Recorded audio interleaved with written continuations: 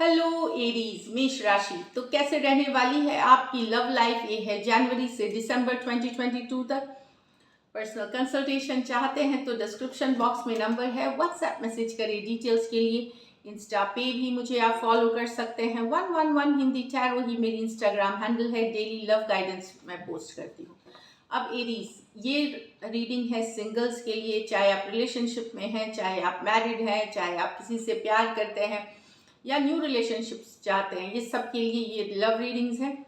चलिए देखते हैं। एक जनरल स्प्रेड हम निकालेंगे। यूजुअली मैं फीलिंग्स निकालती हूँ, ये नहीं, एक जनरल स्प्रेड होगी। एक ओवरऑल आपको एक व्यू मिलेगा कि कैसे रहने वाली है आपकी साल लव में। फिर तो हम वीकली मंथली करते ही हैं फीलिंग्स वाली, तो वो नहीं करेंगे, जनरल स्प्रेड कर रहे हैं हम। एरीज की लव लाइफ 2022 में कैसे रहने वाली है मेष राशि। एरीज की लव लाइफ 2022 में कैसे रहने वाली है। Last shuffle.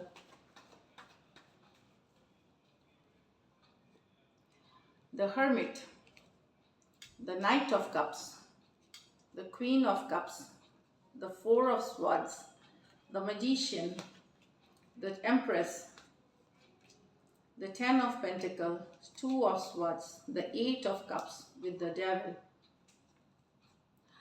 तो देखिए, पहला कार्ड है हर्मिट का। बहुत सोच, अगर आप अकेले हैं, रिलेशनशिप से दूर हैं, आप सेपरेशन में हैं, वहाँ बहुत सोच के समझदारी से डिसीजन लेने की ज़रूरत है। फ्यूचर की देखें और फिर डिसाइड करें। हर्मिट बताता है रश करके डिसीजन नहीं लेने।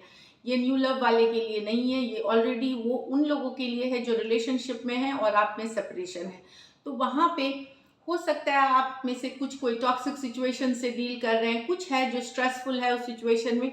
तो बहुत सोच समझ करके आगे बढ़ने की या फ्यूचर के बारे में सोच करके ही आपको डिसीजन लेने की ज़रूरत है।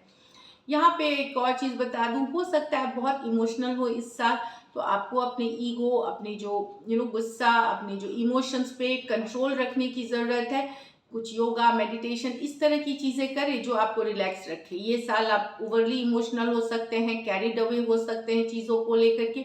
हर्मिट बताता है कि कोई भी फैसला लेने के पहले अपने अंदर जाए, गो विद इन, एक अवेकनिंग, रियलाइजेशन हो तो ही एक डिसीजन आगे बढ़े। चाहे आप अगर नहीं तो क्या होगा कि आप एक ही साइकिल में घूमते रह जाएंगे, उसी टॉक्सिक में जाना, फिर से निकलना, फिर सेपरेशन में होना, फिर जाना, तो एक नेवर एंडिंग ये साइकिल रहेगी। तो स्पेशली अगर आप इस तरह के सिचुएशन से डील कर रहे हैं तो बहुत ज़रूरी है, या तो आप अंदर झांक करके देखें कि सही में आप इसी तरह के रिलेशनशिप चाहते हैं, और अगर नहीं चाहते तो निकले, तब जाकर एक नई शुरुआत दिखेगी। न्यू लव हो सकता है, कोई नाइट इन शाइनिंग आर्मर, कोई आपको बहुत पसंद करता है, उनके तरफ से प्रपोजल्स आते हुए दिखेंगे। यहाँ पे नाइट ऑफ कप्स के साथ लव मैसेज आते हुए, कम्युनिकेशन प्रपोजल्स आते हुए दिखेंगे। यहाँ पे डेफिनेटली आपके पास ऑप्शन रहेंगे, चॉइसेस रहेंगी, लेकिन अगर आप ऑलरेडी एक स्टक रिलेशनशिप में है तो वहां से निकलने की ज़रूरत है आपको। देन नए लव, नई बिगनिंग होगी आपकी। अब जिनकी अच्छी चल रही है उनकी तो अच्छी चल ही रही है, ईश्वर करे सब कुछ अच्छा चल रहा है। लेकिन अगर आप मैरिड हैं और आपके लाइफ में पहले से ही इश्यूज हैं, मतलब आपके रिलेशनशिप में, वहाँ चीज़ें थोड़ी सी दिक्कत वाली और हो सकती हैं।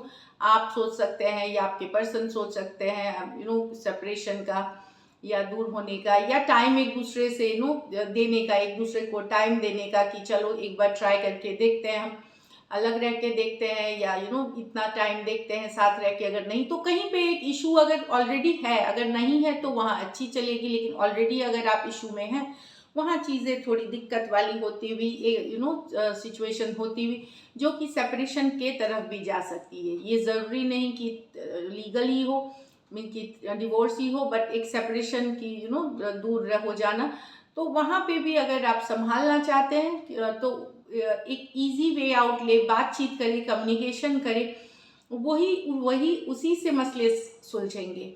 एक रश करके कोई डिसीजन नहीं लेना है, पर एग्जिस्टिंग मैरिड लाइफ में ईगो को बहुत ज़्यादा कंट्रोल रखने की ज़रूरत है, गुस्से पे कंट्रोल रखने की ज़रूरत है, और इमोशन से कैरिड अवे होकर के डिसीशंस नहीं लेना है, नहीं तो चीज़ें और ख़राब हो सकती हैं, और ये आपको ध्यान रखना है।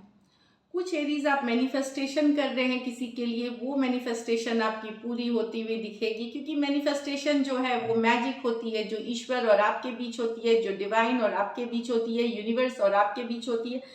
तो किसी के मैनिफेस्टेशंस यहाँ पे रंग लाएगी, किसी के तरफ आप अट्रैक्टेड हैं, ग्रोथ है, तो वहाँ मैनिफेस्टेशन के वजह से वो पर्सन आपके लाइफ में वापसी कर सकते हैं, आपके साथ ग्रोथ, आपके साथ अबंडेंस, प्रोस्पेरिटी, हैप्पीनेस ला सकते हैं साथ में।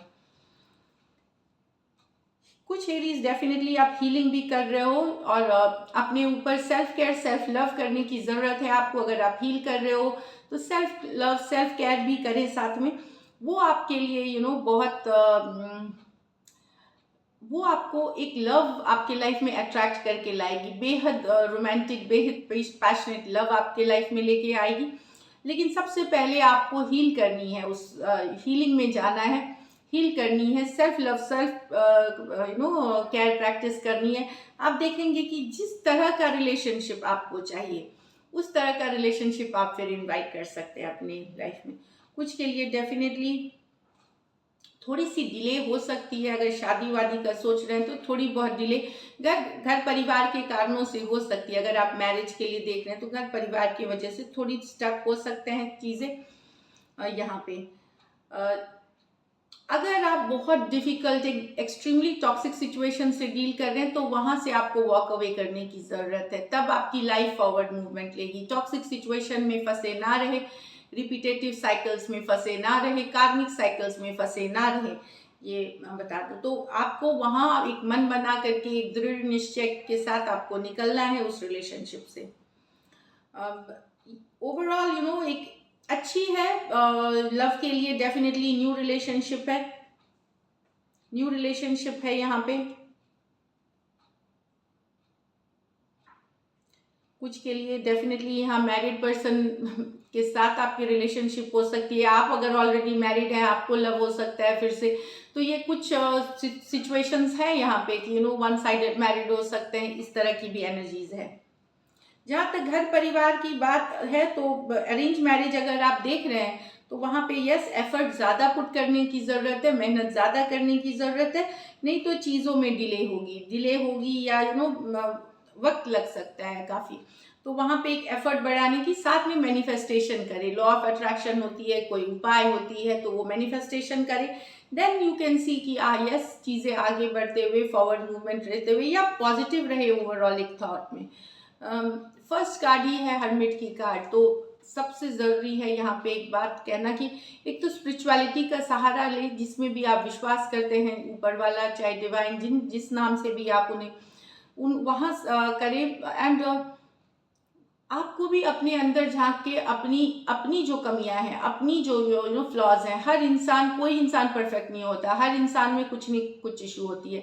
तो पहले हमें अपने अंदर भी झांक के अपनी जो गलतियां हैं, अपनी जो सिचुएशंस में इश्यूज हैं, उसको भी एक बार अंदर झांक करके देखने की, फिर फ्यूचर के बारे में देख करके एक डिसीजन लेने की ज़रूरत होगी।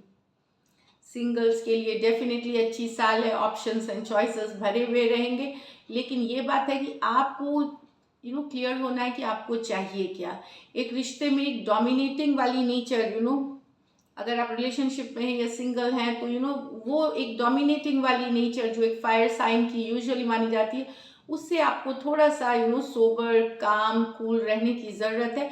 देन आप जो रिलेशनशिप जिस तरह से चाह रहे हैं वो होते हुए दिखेगा आपको। एक कहीं पे भी, वही मैं बताऊं कि ईगो, प्राइड या किसी भी तरह का इस तरह की चीज़ें को ना आने दे अपने रिलेशनशिप में, क्योंकि वहाँ पे चीज़ें फिर दिक्कत वाली हो सकती हैं। स्टेबिलिटी पे, लॉन्ग टर्म स्टेबिलिटी पे असर पड़ सकता है, चाहे आप रिलेशनशिप में हैं।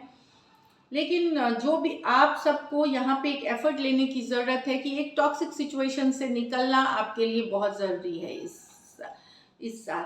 देन आप अट्रैक्ट करना शुरू करेंगे ब्यूटीफुल रिलेशनशिप, लविंग रिलेशनशिप, जो लव आप डिजर्व करते हैं, जो प्यार आप डिजर्व करते हैं। एरीज,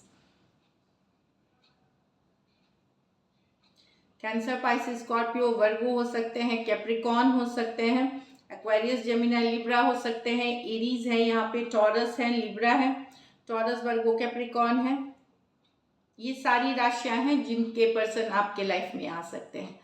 चल, तो एक जनरल ओवरव्यू है, चाहे आप लव के सिचुएशंस में जो ऑलरेडी डील कर रहे हैं रिलेशनशिप से, उनके लिए सबसे बड़ा और अच्छी नहीं चल रही, तो वहाँ पे आपको एक बहुत ही सोबर और काम अप्रोच लेना है, कूल डाउन वाला अप्रोच लेना है, बातों को सॉर्ट आउट करके चीज़ों को वर्क कराने की एक कोशिश जरूर करनी है।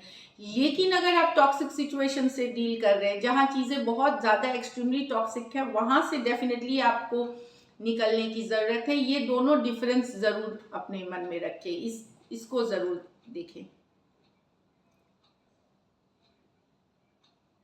So this is it. चलिए देखते हैं ऑरेकल गाइडेंस में क्या है आपके लिए।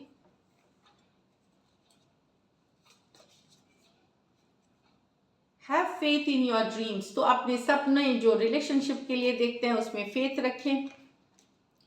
Don't let pride get in your way, तो वही चीज़ें मैं बार बार रिपीट कर रही थी कि प्राइड को ना आने दें, ईगो को ना आने दें रिलेशनशिप में। It's time to take action, तो एक्शन लेने की ज़रूरत है। तो बहुत ही अच्छा है। Have faith in your dreams, अपने सपने पे भरोसा रखें, प्राइड को आने ना दे बीच में। जो आपकी जो ईगो है, प्राइड है रिलेशनशिप में, चाहे आप क्रॉस वॉचर अगर हैं तो वहाँ भी आप देख लें। And time to take action, सिर्फ सोचने से नहीं होगा, एक्शन लेने की टाइम है, तो एक्शन ले। And all the best, stay blessed.